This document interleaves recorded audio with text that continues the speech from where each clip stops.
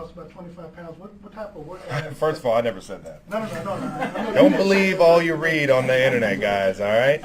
Never told anybody. I'm down some weight. Yeah, from the end of the season last year. But each year is different, man. You gotta rebuild it. And this year, got some time to really focus on some form running and some things early on in the off season that I just didn't have time for last year. And certainly feeling good, and I think it'll pay off, man.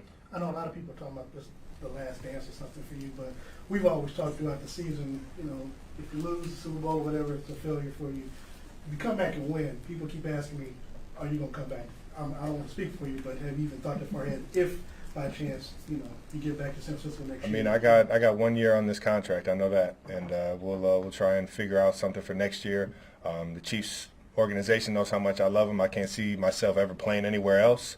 So we'll deal with that down the road when the time is right. But right now, I'm focused on winning the championship this year. So Travis, this year, what are your expectations for yourself then this year? Just to be the best, be the best teammate, be the best leader I can.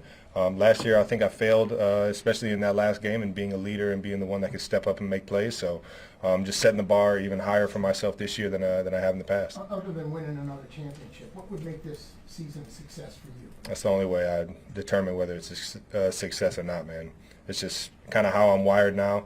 Earlier on in my career, I would set those goals for myself, and I just think it's just more of a genuine feel and the right mentality. Just go out there and try and make every play for my team, whether it's receiving or blocking or doing whatever I need to do. What did you try to do over the offseason to mentally get yourself ready for another football season? Mentally? Yes. I mean, just as soon as I made the decision to come back, that decision for me needs to be made back in March or early April. Like you set the tone and you put a regimen together that gets your mindset, get your body. And really from there you can start to tweak your skill set, So it's just everything involved. You have to evolve every single year in all phases of the game. So you already know that started back in March, and so far we're on track. How did you make the decision to come back for another year? How serious were you? I mean, I love football. I don't think I really thought about it that much. My friends and family and the team and the guys and women in this building. I love coming into work every single day. It wasn't a very tough one for me. I know, I'm getting older, but at the same time, I still feel like I got a lot that I can prove in this league. And with that being said, man, it really wasn't that hard of a decision for me. We're going to go Sam, Zach, and then Bob. When you said you failed to be a leader in the Super Bowl, what do you mean by that? I just didn't make the plays that I thought I should have made. I didn't get open in certain situations. Blocking the right guys, having my attention to detail, motivating my guys to get the the energy and the focus and the confidence that we needed during that game. And I just in that area I just felt like I failed my guys. And then you said you had time this year to do some of that workout stuff. Was that all that prompted you to go through this workout? Well, the biggest thing is just making sure you're out there on the field, being a leader, being the one that's setting the tempo in terms of your work ethic. And I think that is always number one. You got to be able to, walk the walk, as they say, to be able to talk it and preach it to guys. So I think just putting myself in the best situation I can athletically, that's going to pay off down the road in being a leader and being ready for those moments. What was the process like? You touched on this a minute ago. What was the process like when you thought about not playing, and then it sounds like it was really simple in your mind? It wasn't that complicated of a decision. Yeah, I really didn't feel like it was my last game.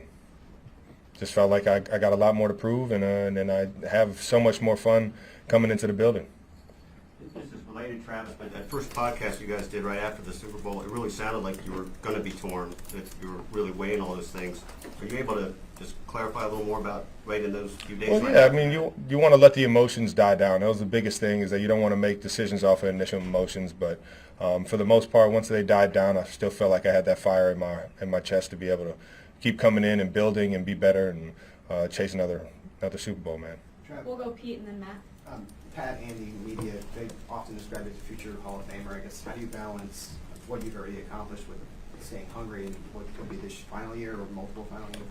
It's all I know, man. It's all I know. I get that from the big guy. Coach Reed has set the tone, and he challenges us every single week, every single year to come in and be better than what we were last year. And I kind of just I don't know, inherited that over the course of being under Coach Reed throughout my 12 years here. It's just, it's a mentality that I know is going to set us up for success down the road. You know, we might not be the same team that we are in preseason, that we are in, you know, late December, early January, and hopefully February. And with that kind of mindset, no matter what you accomplish, you're always thinking about that next play and that next game and being better than your last. Matt? You continue to have more and more on your plate. I know you were in France on Monday. How do you balance all of that schedule, especially just going forward with everything that you have going for you with football and keeping them maybe even separate or better, being ready for it? Football is always going to be number one. I love this game.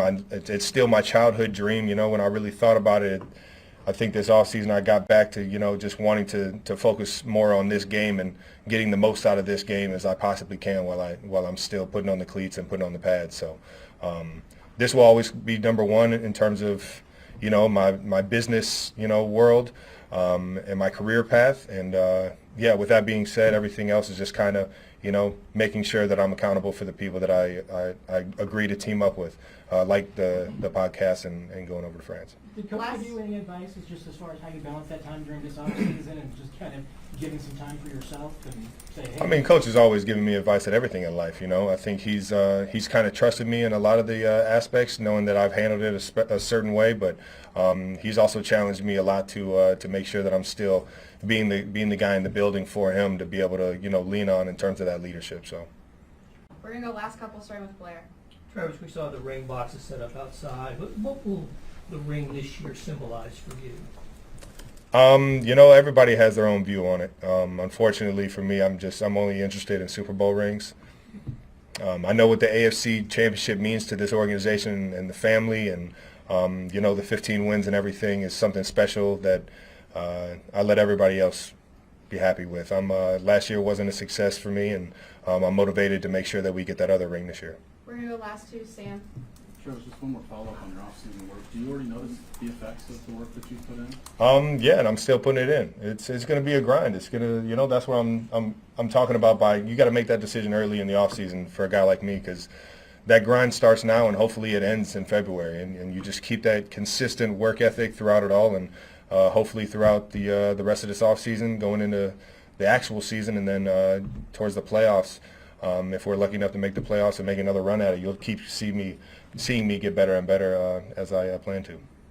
Last one. You enjoy still coming in and the young guys, as you get to be kind of you've been the vet, but to be the older vet in the room now and working with the younger guys. How do you relate to them, and how do you, I guess, put into them what it means to be a chief and the level of success you guys have? Yeah, I mean, they've seen the logo before they got in the building. You know, they understand what type of history and what type of prestige is here, and just, you know, the culture of winning football games.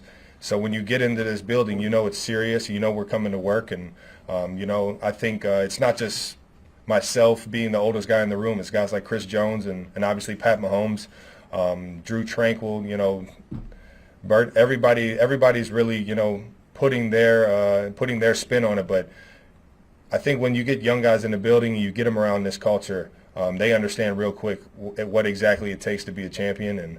And, you know, with that being said, I love helping everybody out. You know, it's only going to make us better as a team if everybody has that one goal in mind. And sometimes you just need that reassurance when you're that young that you're doing the right things, and you got to keep moving forward. So Thanks, Travis. have a good one, guys. Other states.